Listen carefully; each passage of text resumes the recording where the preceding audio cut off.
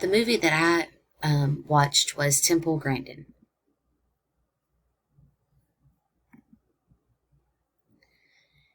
And as far as like what the movie's about, this is about a young girl born, I think it was 1947, and was diagnosed with autism in the 1950s. So there wasn't a lot known about autism during this time. And as a matter of fact, the doctor that diagnosed her told her mom that she should just be institutionalized.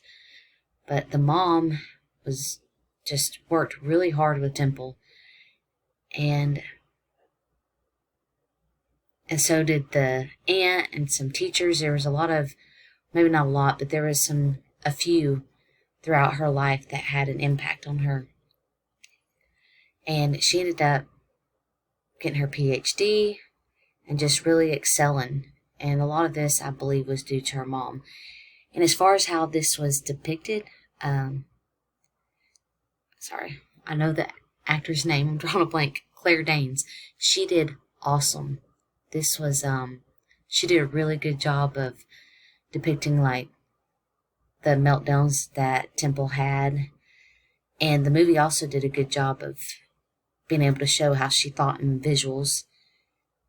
So, as far as the Rotten Tomatoes, I give this movie 100%. It was a really good movie to watch.